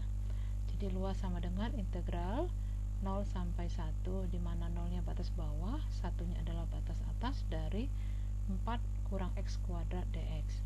Integral dari 4 adalah 4x, integral dari x kuadrat adalah 1/3 x pangkat 3. Kemudian kita masukkan nilai untuk x sama dengan 1 dan x sama dengan 0, sehingga hasilnya 4 kali 1 dikurang 1/3 kali 1 pangkat 3 dikurang 4 kali 0 dikurang 1/3 kali 0 pangkat 3. Hasilnya 4 dikurang 1/3 sama dengan 2/3. Jadi luasnya adalah 2/3.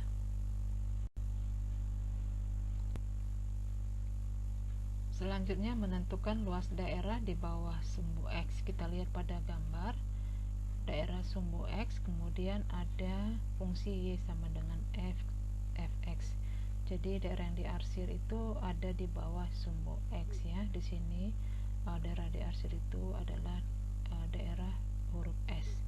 Jadi mencari luasnya sama dengan integral dari A ke B negatif fx dx. Hasilnya itu nanti menghasilkan harga mutlak dari integral A ke B negatif fx dx. Jadi garis panjang 2 itu, sisi kiri dan sisi kanan itu menyatakan harga mutlak. Arti harga mutlak bahwa nanti hasilnya jika menghasilkan negatif, maka luasnya adalah disebut juga positif. Jadi bukan tanda negatif ya, semua luas itu positif walaupun nanti hasilnya adalah negatif.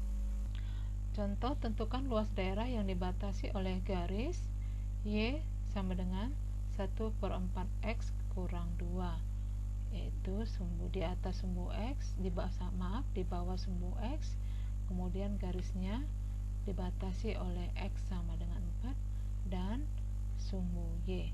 Jadi di sini fungsinya y sama dengan 1/4x kurang 2, kemudian nanti di bawah sumbu x, kemudian garis x sama dengan 4 dan sumbu y. Oke, langkah pertama kita harus membuat gambar dari kurva tersebut, yaitu dengan cara tentukan nilai x-nya. Di sini x-nya saya tentukan dari 0, 1, 2, 3, 4, 5, 6, 7, 8. Karena apa? Karena nanti y itu atau fungsi y berupa garis ya, bukan kurva, tapi berupa garis ya. Jadi di sini kita mulai dari 0. Selanjutnya kita masukkan masing-masing nilai x ke dalam fungsi y. Jadi untuk x sama dengan 0, maka y sama dengan 1/4 kali 0 dikurang 2 sama dengan minus 2. X sama dengan 1, maka y sama dengan 1/4 kali 1 kurang 2 sama dengan negatif 7/4. Untuk x sama dengan 2, maka y sama dengan 1/4 kali 2 dikurang 2 sama dengan negatif 6/4, dan seterusnya sampai nanti x 8. Kemudian setelah kita tentukan titik-titik koordinatnya, untuk x0 y minus 2, x1 y sama dengan minus 7/4, x nya 2 y nya sama dengan minus 6/4 dan seterusnya, maka nanti tiap titik-titik kita tariklah garis. Jadi di sini dalam gambar sudah kelihatan garisnya yang miring, yaitu Y sama dengan 1/4 X dikurang 2. Kemudian untuk luas daerah yang mau dihitung, kita lihat pertama di bawah sumbu X, berarti nanti arahnya ke bawah dari sumbu X. Kemudian dari garis X sama dengan 4 itu ada garis lurus yang letaknya di X sama dengan 4, dan sumbu Y adalah koordinat sumbu G yang tegak lurus juga ya terhadap sumbu X. Maka daerah yang diwarnai dengan warna merah itulah yang akan kita cari luas daerahnya. Langkah kedua adalah mencari luas kurva yang dibatasi sumbu X, garis X sama dengan 4, dan sumbu Y. Jadi pada gambar itu luasnya adalah daerah yang berwarna merah. Maka luas sama dengan negatif integral dari 0 sampai 4 dari 1/4 X kurang 2 dx. Hasil integralnya sama dengan negatif 1/8 X kuadrat dikurang 2X yang dibatasi oleh 0 dan 4. Masukkan nilai 0 dan 4 pada sumbu X, pada variabel X, maka hasilnya menjadi negatif 2 dikurang 8 dikurang 0. Hasilnya sama dengan negatif 2 ditambah 8 sama dengan 6 satuan. Oke, kemudian kita lihat menentukan luas daerah sumbu Y.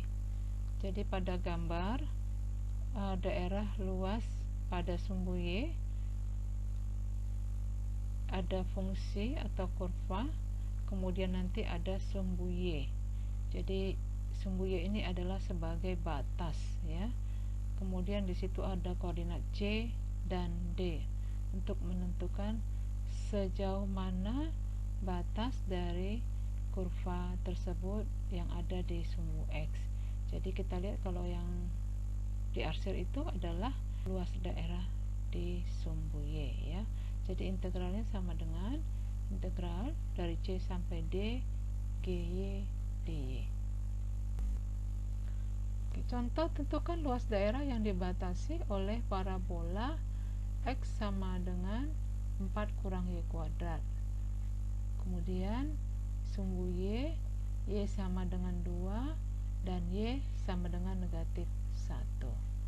Oke, cara pertama kita harus membuat sketsa daerah atau gambar kurva yang dibatasi oleh parabola X sama dengan 4 kurang Y kuadrat, dibatasi oleh sumbu Y, dibatasi oleh Y sama dengan 2, dan dibatasi oleh Y sama dengan minus 1. Oke, setelah kita tentukan masing-masing koordinat A, X, dan Y, maka kita dapat gambarnya seperti pada slide berikut. Ya, kemudian di sini ada diwarnai merah, itu adalah daerah yang akan kita hitung luasnya sesuai dengan batas-batas yang ditentukan pada parabola tersebut. Langkah kedua, mencari luas kurva yang dibatasi sumbu Y, kemudian dibatasi Y sama dengan 2 dan dibatasi oleh Y sama dengan negatif 1. Jadi luas atau L sama dengan integral dari negatif 1 sampai 2 dari fungsi 4 kurang Y kuadrat dy. Oke, hasil integralnya 4Y kurang 1/3 Y pangkat 3 dengan batas negatif 1 dan 2. Masukkan batas-batas 2 dan negatif 1, maka diperoleh 8 kurang 8/3 dikurang negatif 4 dikurang negatif 1/3 sama dengan 12 kurang 9/3 sama dengan 12 kurang 3 sama dengan 9. Jadi luas kurvanya sama dengan 9. Oke, berikut kerjakan soal latihan untuk mencari luas daerah yang dibatasi oleh garis dan kurva yang terdapat pada tiap-tiap soal berikut. Demikianlah penjelasan untuk PowerPoint yang pertama. Selanjutnya, marilah kita dengarkan penjelasan untuk PowerPoint yang kedua. Untuk slide yang kedua, kita akan menentukan luas daerah yang dibatasi oleh garis kurva dan dua kurva. Jadi di sini pada gambar, di sini ada dua kurva, yaitu kurva F dan kurva G. Kemudian ada garis dari X sama dengan A dan juga garis dari X sama dengan B. Oke, jadi mencari luasnya kita ilustrasikan di dalam gambar. Jadi luasnya itu adalah daerah yang berada di antara fungsi f dan fungsi g dengan batas A dan batas B, yaitu daerah yang diarsir berwarna pink. Jadi luasnya sama dengan luas dari keseluruhan daerah di bawah kurva f dengan batas A dan B dikurangi dengan luas daerah di bawah kurva G dengan batas A dan batas B. Jadi rumusnya sama dengan integral dari A ke B fx kurang dx dx sama dengan integral dari A ke B fx dx dikurang integral dari A ke B gx dx. Jadi ini adalah untuk luas daerah di antara garis kurva dan juga di antara dua kurva. Oke, rumus mencari luas daerah di atas sumbu X adalah integral dari A ke B fx dikurang gx dx. Dan rumus untuk mencari luas daerah di sebelah kanan sumbu Y adalah integral dari C sampai D Fy dikurang Gy dy. Oke, tentukan luas daerah yang dibatasi oleh Y sama dengan X dan Y sama dengan X kuadrat. Jadi langkah pertama itu setiap ada soal kita harus gambar kurvanya ya. Kita lihat di sini gambar kurvanya, dan daerah yang dicari luasnya adalah daerah yang berwarna merah. Oke, untuk menentukan batas bawah dan batas atas, jika dilihat dari gambar, maka batas bawah A sama dengan 0 dan batas atas sama dengan B sama dengan 1. Jadi cara melihat batas bawah dan batas atas, cara yang pertama adalah kita melihat langsung pada gambar apakah A-nya sudah ditentukan dan B-nya juga sudah ditentukan. Selanjutnya, batas bawah dan batas atas dapat diperoleh dengan mencari akar-akar dari kedua fungsi. Akar-akar dari kedua fungsi. Kita lihat di sini contohnya. Y1 sama dengan X, Y2 sama dengan X kuadrat. Maka untuk mencari akarnya, Y1 harus sama dengan Y2, sehingga X sama dengan X kuadrat. X kuadrat kurang X sama dengan 0. Kita lihat di sini fungsinya semua pindahkan sebelah kiri sehingga sebelah kanan 0. Kemudian kita uraikan X dikali X kurang 1 sama dengan 0. Jadi untuk akar yang pertama yaitu X sama dengan 0, dan akar yang kedua sama dengan X sama dengan 1, sehingga diperoleh batas bawah atau A sama dengan 0 dan batas atas B sama dengan 1. Oke, setelah itu kita ketahui batas atas dan batas atas, maka kita cari luas daerah. Ya, dari langkah A tampak bahwa daerah bagian atas dibatasi oleh Y sama dengan X dan daerah bagian bawah dibatasi oleh Y sama dengan X kuadrat, sehingga integralnya sama dengan luas atau L sama dengan integral dari 0 sampai 1 X kurang X kuadrat dx. Hasil integralnya 1/2 X kuadrat dikurang 1/3 X pangkat 3 dengan batas 0 dan 1. Masukkanlah nilai batas 0 dan batas 1, sehingga hasilnya sama dengan 1/2 dikurang 1/3 atau 3/6 dikurang 2/6 sama dengan 1/6. Jadi luasnya 1/6. Oke, berikut kerjakan soal latihan untuk mencari luas daerah yang dibatasi oleh dua buah kurva. Demikianlah penjelasan untuk PowerPoint yang kedua. Untuk lebih memahami, silahkan diulang kembali untuk mempelajarinya, dan jika belum paham juga silahkan bertanya. Demikian, selamat pagi, selamat siang, selamat malam. Terima kasih. Selamat pagi, selamat siang, selamat malam. Selamat bertemu kembali di dalam perkuliahan kita walaupun secara daring. Dan hari ini adalah pertemuan terakhir untuk mata kuliah kalkulus di semester 3. Adapun topik kita pada hari ini adalah tentang volume benda putar. Volume benda putar yang akan kita hitung dengan menerapkan aplikasi integral. Capaian pembelajaran untuk mata kuliah hari ini adalah kalian mampu mengaplikasikan integral untuk mencari volume benda putar. Jadi mengaplikasikan integral untuk mencari volume benda putar. Oke, ada beberapa metode yang akan kita pelajari. Yang pertama nanti dengan metode cakram, yang kedua dengan metode tabung, dan yang ketiga dengan metode cincin. Oke, mari kita lihat ketiga metode dalam menyelesaikan menghitung luas daerah dari volume benda putar. Oke, yang pertama metode cakram. Sketsa konsep metode cakram adalah, kita lihat di sebelah kanan sketsanya ada pada gambar, di mana metode cakram ini merupakan metode untuk mencari volume benda bidang putar yang mengasumsikan bahwa setiap bidang putar dapat dibagi menjadi beberapa partisi atau menjadi beberapa bagian yang berbentuk cakram.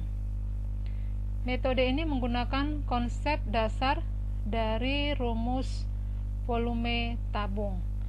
Kalau kalian lihat gambarnya, di situ ada gambar yang berwarna kuning. Mungkin kalau kita aplikasikan atau kita contohkan benda-benda dalam kehidupan sehari-hari, ada benda yang berbentuk seperti cakram, ya. Contohnya ada mur, ada aspeda, kemudian tutup botol, dan yang lain-lain. Itu contohnya, ya.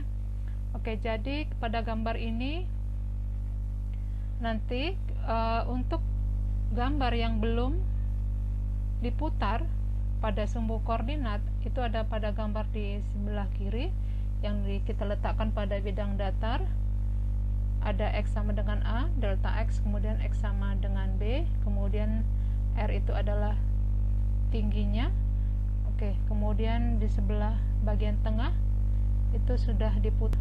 Sesudah diputar itu dari, kita lihat R tadi yang tanda orange itu diputar, ya, menjadi benda putar. Jadi putarannya itu merupakan salah satu cakram. Oke, jadi kalau yang sebelah kanan itu ada beberapa cakram, makanya disebut dengan pendekatan N cakram. Ada beberapa cara untuk menyelesaikan atau menghitung volume. Yang pertama, jika mengelilingi sumbu X. Ingat ya, di sini kita harus fokus ke fungsi atau sumbu koordinat, ada X dan Y. X yang horizontal, Y yang vertikal. Jadi kalau mengelilingi sumbu X berarti mengelilingi sumbu yang horizontal. Nah, lihat pada gambar ada tanda panah mengelilingi atau memutar dari sumbu yang horizontal, ya. Jadi itu ada ilustrasi dari gambar. Kemudian rumusnya nanti kita akan cari volume sama dengan Pi kali integral dari A ke B fx kuadrat dx. Jadi dia kalau mengelilingi sumbu X itu V sama dengan, atau volume sama dengan Pi kali integral dari A ke B fx kuadrat dx. Selanjutnya kita lihat sebelah kanan untuk volume yang mengelilingi sumbu Y. Oke, lihat di bawah ada gambar. Sumbu Y itu berarti sumbu yang vertikal. Berarti dia akan mengelilingi sumbu yang vertikal. Jadi dia corongnya ke arah atas, ya, bukan ke arah samping. Rumusnya adalah V sama dengan Pi kali integral dari C sampai D Fy kuadrat dy. Jadi kalau sumbu Y Fy kuadrat dy, kalau sumbu X Fx kuadrat x. Kita lihat contoh, tentukan sketsa dan volume. Kalau disebut sketsa berarti gambar, ya. Tentukan sketsa dan volume dari benda putar terhadap sumbu X yang dibentuk oleh daerah yang dibatasi oleh Y sama dengan akar X dan X sama dengan 4. Jadi di sini benda putarnya terhadap sumbu X. Kemudian yang dibentuk oleh daerah yang dibatasi oleh Y sama dengan akar X dan X sama dengan 4. Jadi sketsanya kita lihat pada gambar. Jadi di sini ada gambar sebelah kiri Y sama dengan akar X. Oke, kemudian sebelah kanannya itu adalah benda putarnya atau bidang putarnya terhadap sumbu X. Oke, jadi untuk menentukan volume kita harus tahu dulu mana batas bawah, mana batas atas ya. Jadi batas bawahnya itu kita mulai dari 0. Kemudian batas atasnya adalah 4 sesuai dengan di soal. X-nya sama dengan 4. Oke, jadi volumenya sama dengan Pi kali integral dari 0 sampai 4 akar X kuadrat dx. Akar X itu sesuai dengan soal yang dibatasi oleh Y sama dengan akar X. Oke, hasil integral Pi integral dari 0 sampai 4 X dx. Jadi akar X dikuadratkan menjadi X ya. Jadi Pi integral 0 sampai 4 X dx. Oke, sama dengan Pi dikali X kuadrat per 2. Ini integral dari X dengan dibatasi oleh 4 dan 0. Dan hasil akhirnya adalah Pi kali 16 per 2 atau Pi kali 8, atau kita balik menjadi 8Pi. Jadi volumenya adalah 8Pi satuan volume. Untuk Pi nggak usah kita rubah, biar aja dia menjadi Pi seperti itu. Jadi contoh yang pertama ini hasilnya atau volumenya sama dengan 8Pi. Oke, untuk yang kedua, metode tabung. Kita lihat sketsa konsep metode tabung. Gambarnya ada di sebelah kanan. Metode tabung merupakan salah satu teknik integral tentu yang digunakan untuk menentukan volume bidang putar yang berbentuk kulit tabung. Jadi di sini berbentuk kulit tabung artinya yang kita cari nanti volumenya adalah bagian luarnya kulit tabungnya. Jadi kulit tabungnya lah itu yang sisi-sisi dari tabung tersebut.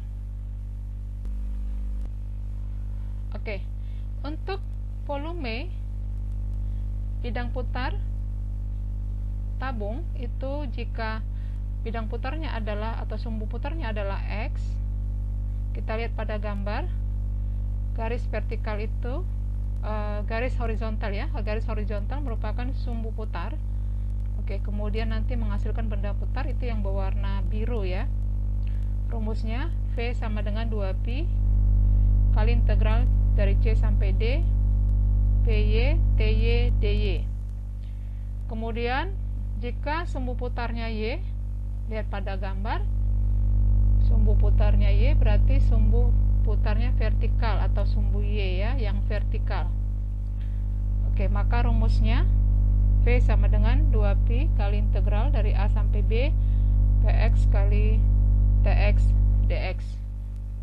Jadi P ini adalah jarak dari sumbu Y ke delta X, jarak atau disebut juga nanti PX, dan TX nya atau TY nya adalah tinggi dari bidang tersebut.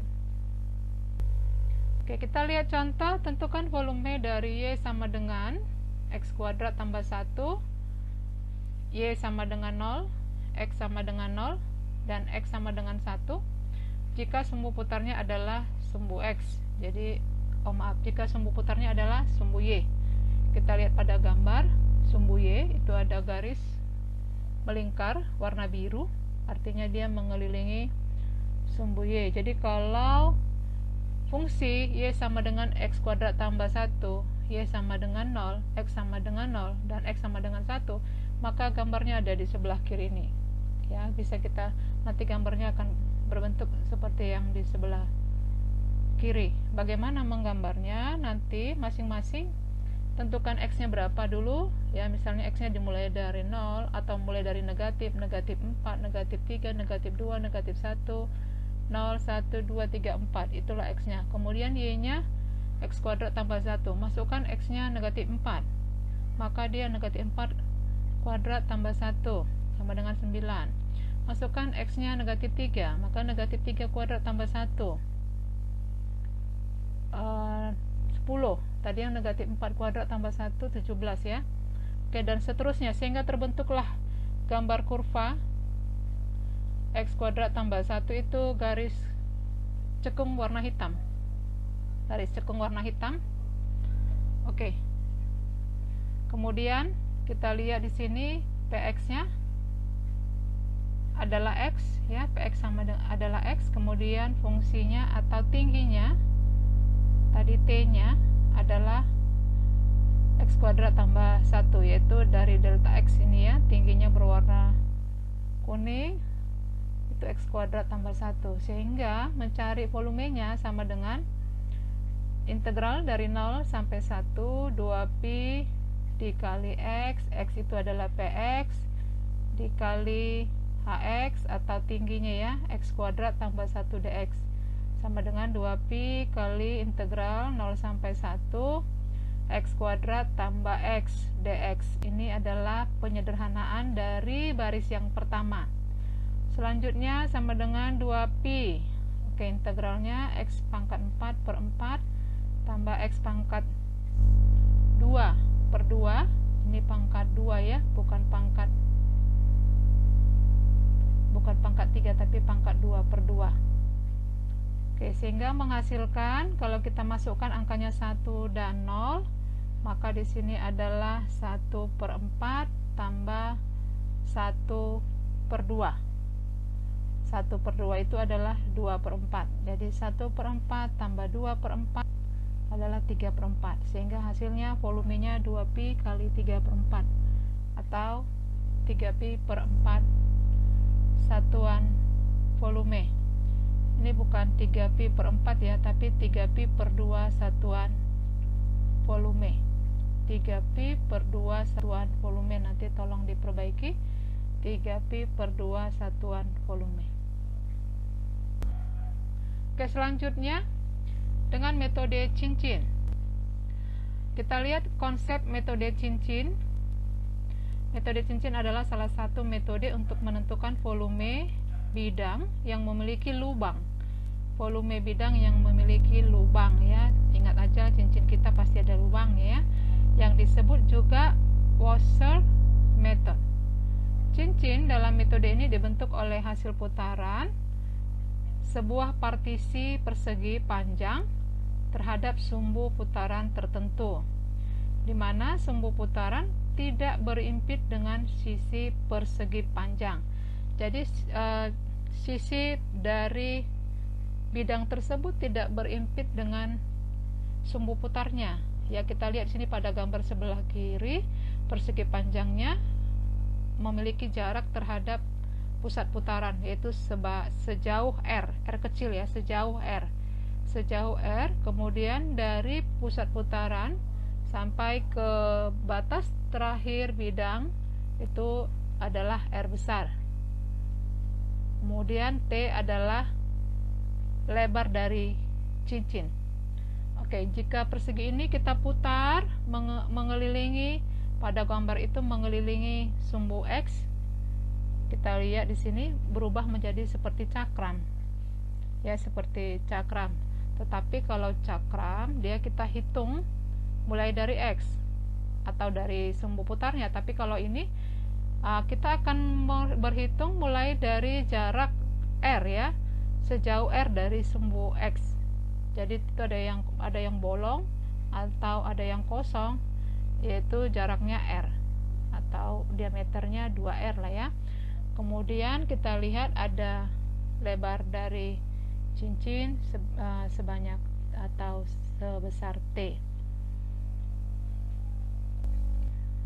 Oke, jika bidang diputar, sumbu putarnya adalah X, kita lihat pada gambar. gambar di sebelah ini, kalau sebelah kanan itu adalah yang berwarna hitam, ini diputar, sumbu putarnya adalah X. Kita lihat bahwa bidang itu berasal dari dua kurva ya, pertemuan dua kurva, ada kurva Y1, ada kurva Y2, atau ada kurva fx, ada kurva gx, atau fungsi ya, dari fungsi fx dan fungsi gx. Jadi bidang yang tadinya bentuk persegi, atau pada gambar ini dia bukan bentuk persegi, tapi sesuai dengan pertemuan kedua fungsi, maka bidang itu adalah gabungan pertemuan dari dua fungsi ya, Y1 dan Y2. Sehingga kalau diputar, ini kita lihat dalam bentuknya seperti cincin. Maka rumus untuk sumbu putar X, V sama dengan P kali integral dari A sampai B fx kuadrat dikurang gx kuadrat dx. Kemudian kita lihat sumbu putar Y. Sumbu putar Y berarti nanti yang menjadi acuan putaran adalah sumbu yang vertikal. Jadi cincinnya terbuka ke atas ya. Kalau tadi cincinnya terbuka ke samping untuk yang X, kalau ini terbuka ke atas. Maka rumusnya V sama dengan P kali integral dari C sampai ke D Fy kuadrat kurang Gy kuadrat dy. Oke, kita lihat contohnya. Tentukanlah volume benda putar yang dibentuk oleh daerah yang dibatasi oleh Y sama dengan akar X dan Y sama dengan X kuadrat, yang diputar mengelilingi sumbu X. Mengelilingi sumbu X. Jadi di sini kita lihat gambarnya ya. Ini gambar sebelah kiri adalah yang berwarna kuning atau diwarnai kuning adalah gambar pertemuan dari fungsi Y akar X kuadrat dengan Y sama dengan X kuadrat ya. Kita gambar, nanti akan ada pertemuannya, maka nanti yang kita warnai adalah yang warna kuning ini. Kemudian warna kuning inilah yang akan kita putar mengelilingi sumbu X, dan hasilnya ada gambar di sebelah kanan ya. Sebelah kanan itu sudah menjadi benda putar dan sebelah kiri adalah bidang putar.